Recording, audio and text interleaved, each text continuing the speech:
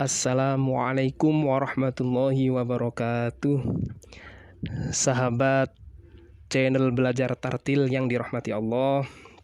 Setelah kemarin kita sama-sama belajar mengenal dan menyebutkan huruf hijaiyah, maka video kali ini kita akan mencoba mengulas lebih dalam agar dapat lebih memahami huruf hijaiyah yang ada.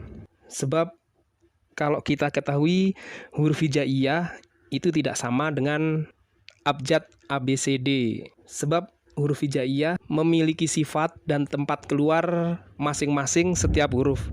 Berbeda dengan abjad ABCD yang bisa diucapkan tanpa harus memperhatikan sifat masing-masing huruf. Jadi bedanya kalau huruf hijaiyah kita harus belajar agar bisa mengucapkan dengan atau melafadzkan dengan baik dan benar sehingga bacaan Al-Quran kita juga bisa dipertanggungjawabkan. Baik, langsung saja kita mulai, yaitu huruf hijaiyah yang pertama adalah alif atau hamzah. Sebagaimana video sebelumnya, alif atau hamzah sebenarnya sama saja. Hanya saja perbedaannya, kalau alif tidak menerima harokat dan letaknya biasanya di tengah atau di akhir.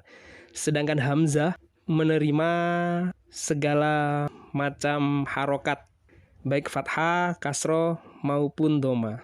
Jadi apabila sahabat belajar tartil menjumpai alif yang berharokat, berarti itu sebenarnya hamzah.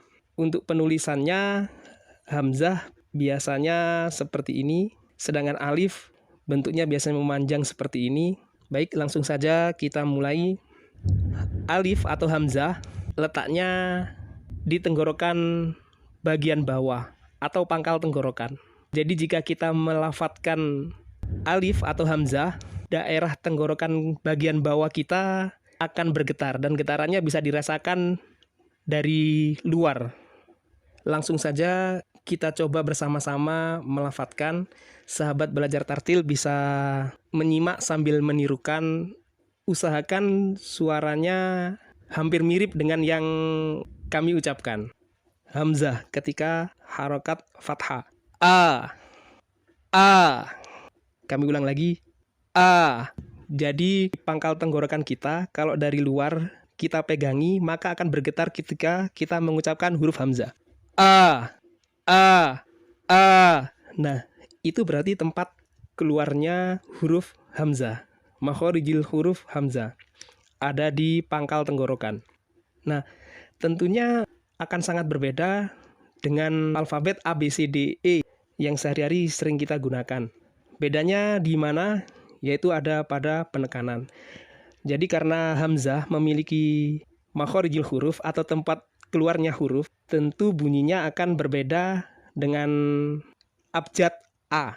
Karena kalau A tidak memiliki tempat keluar huruf, jadi bisa diucapkan biasa saja ya. Sedangkan hamzah itu ada sedikit penekanan karena tempat keluarnya ada di tenggorokan bagian bawah.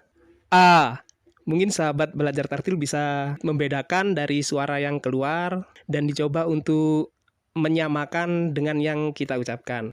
Kalau ini alfabet A, maka dibacanya biasa, tanpa ada tekanan. Alif atau contoh yang lain, misalkan aku sayang kamu.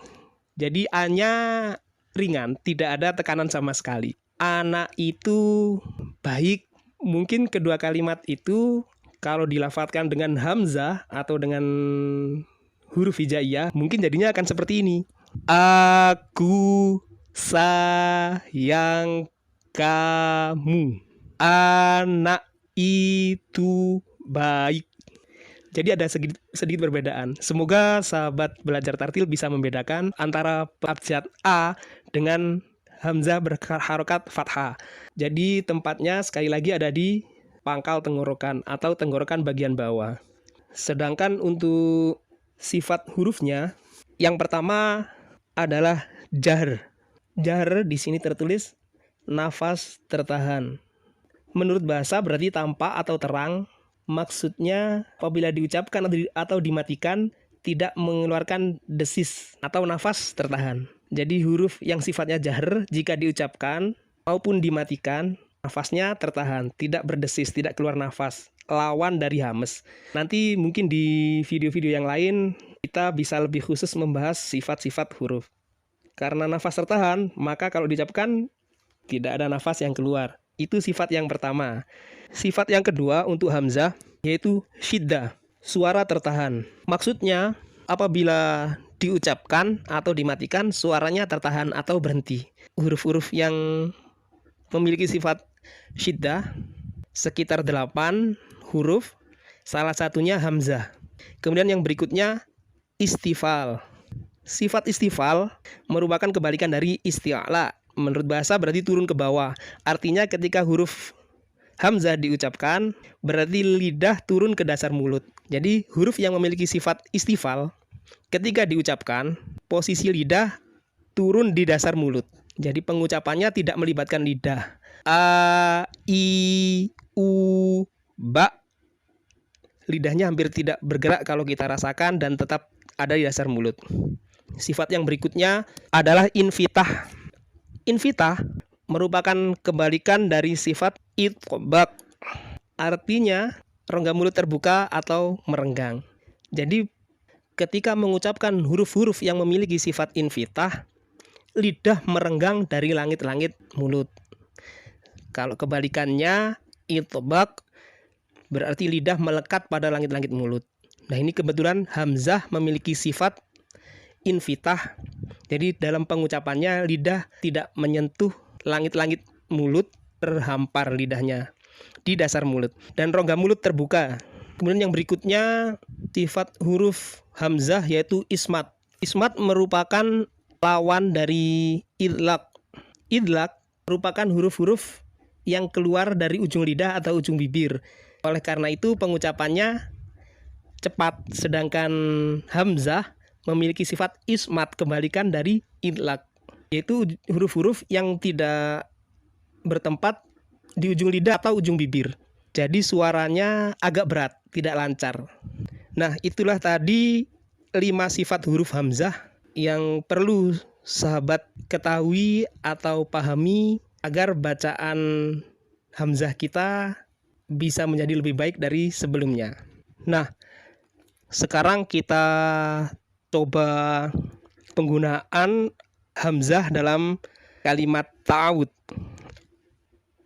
A'udzu billahi minasyaitonir rajim. A'udzu billahi minasyaitonir rajim.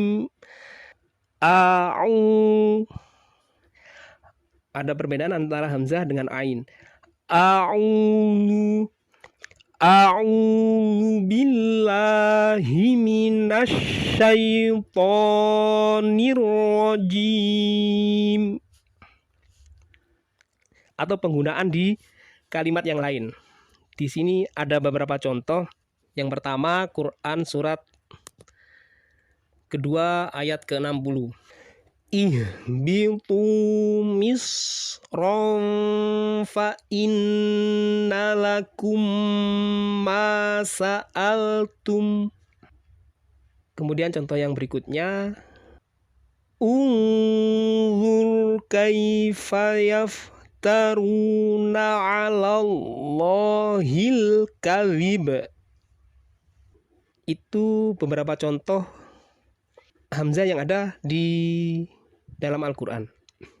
Nah, sahabat belajar tartil, kunci dari belajar tartil agar bacaan kita baik dan benar meskipun tidak sempurna adalah sering berlatih. Salah satu latihan yang bisa digunakan mungkin dengan senam huruf agar bibir kita terbiasa dengan pelafalan huruf-huruf hijaiyah tersebut. Dalam melakukan senam huruf, kita usahakan ucapannya betul-betul dilakukan secara kuat agar dalam mengaji Al-Quran kita bisa terbiasa dengan ucapan kuat tersebut. Jadi bibir kita sudah tidak kaku lagi. Suatu misal ketika fathah, maka kita usahakan bibir kita benar-benar menganga, lebar. Waktu harokat kasroh, maka bibir kita usahakan meringis semanis mungkin. Begitu juga ketika domah, bibir kita usahakan mencucu. Untuk yang harokat fathah, a. Nah ini yang rawan terjadi kesalahan. Biasanya jika mulut kurang terbuka, maka agak imalah, agak miring. Seperti itu. A'udzu. Nah, jadi benar-benar terbuka ketika fathah. A'udzu. Waktu i juga meringis. I. Kita bisa bercermin mungkin biar baik pengucapannya meskipun tidak sempurna. Waktu u juga mencucu. U. A, I, U, Ba, U, An, Ani, A, Naminal, Mu, Nima, I, An, Ani, A. Kita ulang sekali lagi.